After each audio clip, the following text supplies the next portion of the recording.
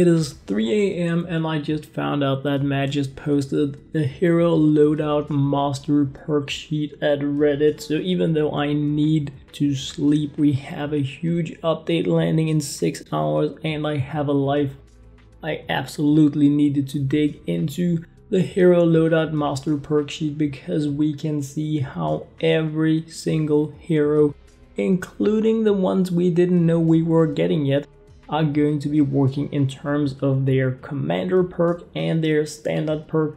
So this is very exciting news that will also be included in the patch notes that we're going to be seeing tomorrow.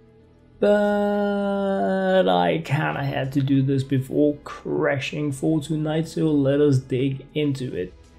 What we have here is a huge messy list of heroes, hero perks, standard description, commander upgrade, perk category and class, and we can see that there is more there, not really as such included in what we have. But what we can do is scroll down here and see that the list has 162 heroes listed with their abilities, how they work, and how they work in terms of upgrade.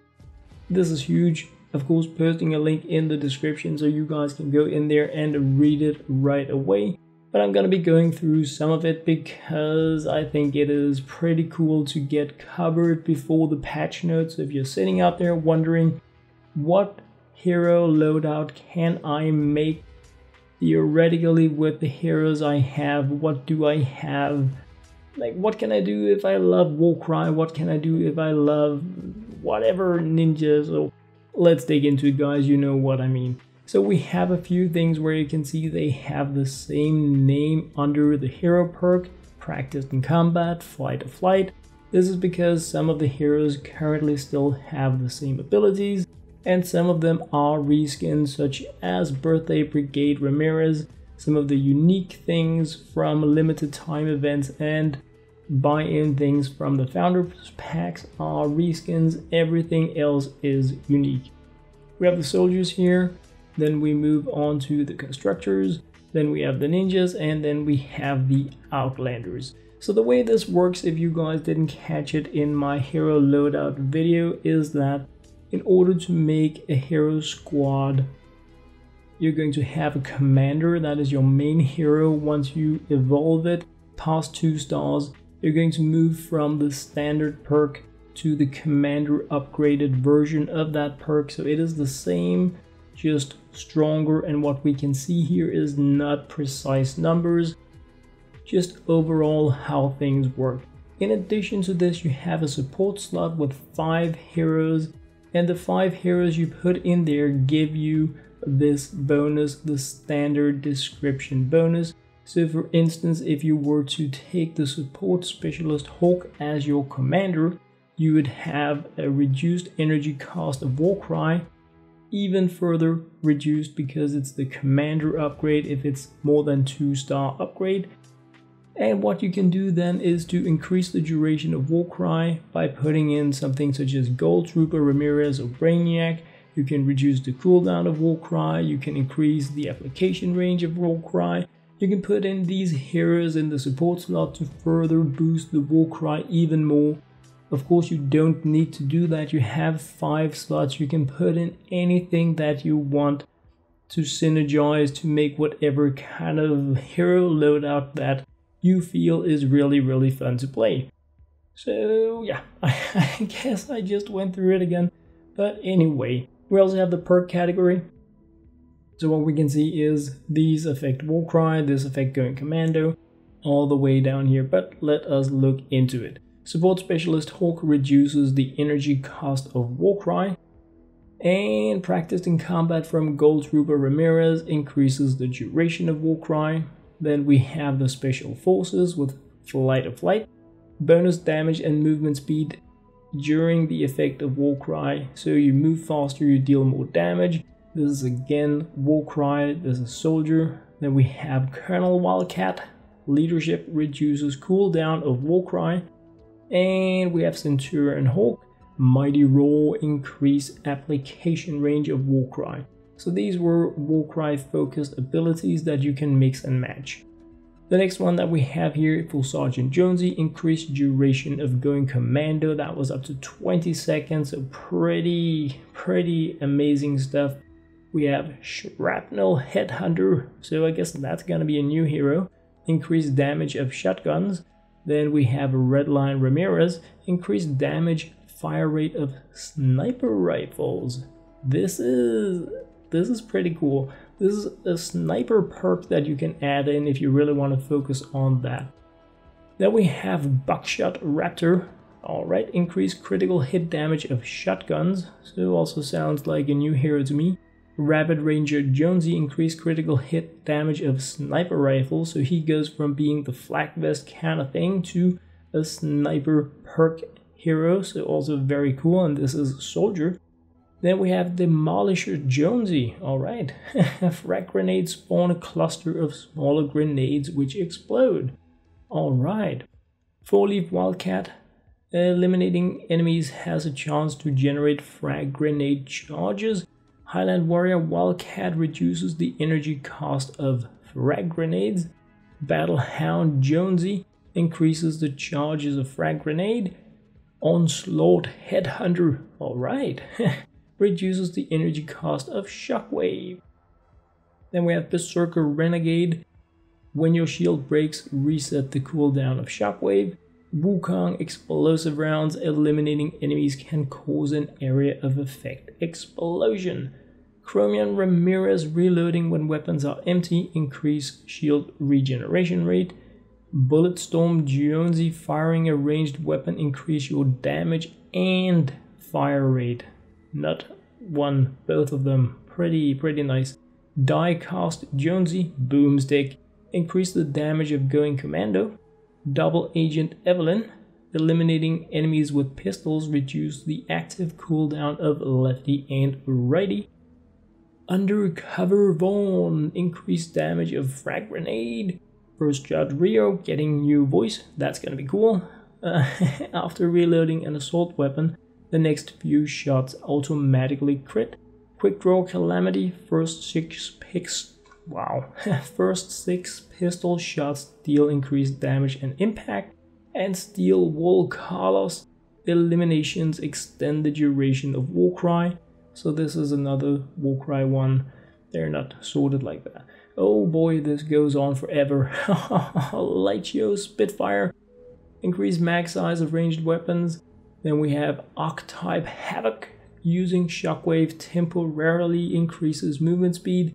Commando Spitfire and Sub-Commando Jonesy reduces the cooldown of going commando. And Rescue Trooper Ramirez and Rescue Trooper Havoc increases assault rifle damage. Master Grenadier Ramirez increases the radius of frag grenade. Okay. Where is the lingering field? I could cry. Urban Assault Headshunter. After landing a headshot, increase headshot damage and fire rate temporarily. Skull Trooper Jonesy. After reloading, gain damage temporarily. Tactical Assault Sledgehammer. Increase assault rifle critical hit damage. Skull Ranger Ramirez. After reloading, gain damage temporarily. Star Spangled Headhunter.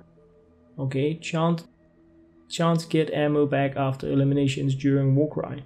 Alright, Stars and Stripes Jonesy, hitting enemies with an assault rifle has a chance to give back ammo. Love Ranger Jonesy, increase the radius of Shockwave. Raven, increases the damage of lefty and righty. Carbide, lefty and righty, applies an energy affliction. Shock Trooper Renegade, reduces the cooldown of Shockwave. Then we have Commando Ramirez and Renegade, reducing the cooldown of going commando. And this is cool. This one is really cool. Jolly Headhunter, eliminating enemies has a chance to drop a presence buff either movement speed, damage, or energy regeneration. How cool is that? I absolutely love that. Sergeant Winter, every few shots going commando fires an explosion snowball that deals water damage. So cool. Crack Shot, dealing ranged damage, grants stacks of madness. Each stack increases damage but decreases weapon accuracy. buff is lost on weapon swap or reload. Fall in Love Ranger Jonesy, I guess that's the one from teased for the new event. On an elimination, get energy every second temporarily. So some pretty cool warrior effects that you can mix and match. And remember, this here is the standard description. This is the thing that you are adding onto the support team, so any hero can use. Of course, I mean, I don't think it makes any sense to use Warcry in the support unless you are using a soldier. It won't do anything good for a ninja, I'm pretty sure about that. And the commander upgrade is like how it is made stronger when you have the particular hero as your commander hero, and if it is 2-star or higher. But let's move on to the Constructors. Controller Hopper reduces the cooldown of Decoy. Kyle the 13th.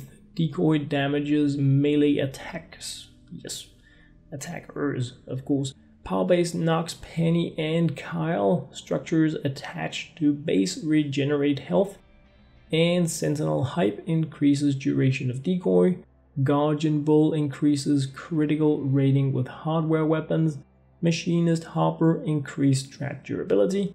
Thunder Thora. Enemies within the area affected by base take energy damage periodically. And Warden Kyle grants health regen while inside base. Riot Response Hazard reduces the cooldown of Plasma Pulse. Riot Control Isa. When placed, Plasma Pulse immediately fires a wave of plasma that deal energy damage. Heavy Base Kyle, feel the base. Base explodes out after a certain amount of enemies dies near it. Demolitionist Penny increases explosive weapon damage. Okay. Saboteur Bull, decoy explodes when it's destroyed or expires. 8-bit demo. Using an ability causes the next few shots to cost less weapon durability. Okay, so he is the durability one and she is the boom. Vintage Tech Penny. Increase the radius of Plasma Pulse's orb explosions. Sentry Gunner Earhart. Rossi deals more damage. Krampus. Each elimination with Rossi increases damage with Rossi. I don't care. Doc Vanguard Earhart. I think we're gonna be getting that in this event. Increases hardware heavy attack energy efficiency. Well, that sounded bummer. Conqueror Magnus. Decoy. Periodically damages enemies within the attraction radius. The Ice King. Base snares enemies that are on base enforced structures. Nice. Mega Base Kyle increases base connectivity. Hotfixer Hazard increases building repair rate. Cat Structure Penny reduces the cooldown of Bull Rush. Wow, that was a bummer. Electro Pulse Penny base now reflects damage. Okay. Patriot Penny, having your shield break instantly resets the cooldown of Bull Rush. Tank Penny increases hardware weapon damage. Steel Wool Sill increases damage of kinetic overload. Plasma Specialist Isa increases damage of Plasma Pulse. Good call. Miss Bunny Penny reduces Plasma Pulse energy cost. Base Kyle increases health of buildings within area of base. Where did we go? Marathon Hype. Alright. Increases Bull Rush distance. Guardian Penny and Guardian Nox increases critical rating with hardware weapons. Wow, it sounds like Constructors have really taken a dive, considering how many of these pretty default base abilities you would need to stash together to get a good previous Constructor. That's gonna be very interesting to look into. It sounds like but then again, they got a new ability slot because the base is on the trap wheel now. So yeah, it might be okay. It might be okay. But like at the sound of it, it sounded like all the cool things for bases had been really removed. And I didn't really see anything about faster traps. So perhaps I did and I'm just forgetting because it's like later than 3 AM. Anyway, let's move on to the ninjas. Brawler Luna. Reduce the cooldown of Crescent Kick. Stonefoot Crash increases Crescent Kick damage. Skirmisher Edge reduces the energy cost of Throwing Stars. Snuggle Specialist Sarah. Dragon Slash leaves a persistent trail of energy, dealing damage to enemies in it. Alright, so she is getting the energy trail. Alright. Deadly Star Scorpion. Throwing stars afflict targets, dealing energy damage over time.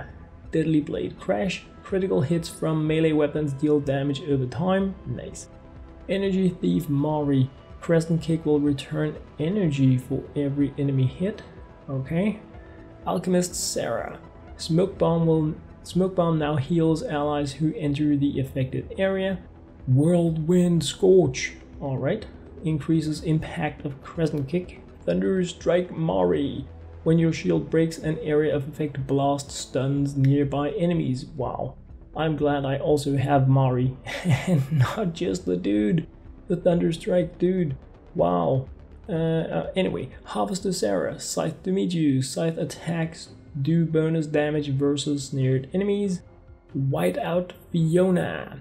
Increases axe, scythe and sword critical rating. Deadly Lotus Luna increases spear damage versus afflicted targets. Alright, so she is the harvester of the Lotus. Piercing Lotus Edge increases spear heavy attack energy efficiency. Infiltrator Ken. Endless Smoke. Bum bum bum. Increases the radius of Smoke Bomb. Plague Doctor Eagle. Reduces the cost of Smoke Bomb. Dire. At night increases movement speed. Alright. Too far. Come on, back. Cloaked Shadow. This one is cool. While in shadow stance, gain an aura that deals damage to enemies around. I'm assuming the player or hero, but sounds cool. Forged Fate. I am looking so much forward to getting that one. Increase sword heavy attack energy efficiency, not because of the ability though. Overtaker Hero. Eliminating enemies with Kunai Storm reduces its cooldown, so that's gonna mix up with Link's Cassandra. After using Kunai Storm, gain slow fall temporarily, dealing more damage mid-air. Anti-Cuddle Sarah. So this is the new Snuggle Specialist, the one that went to the dark side.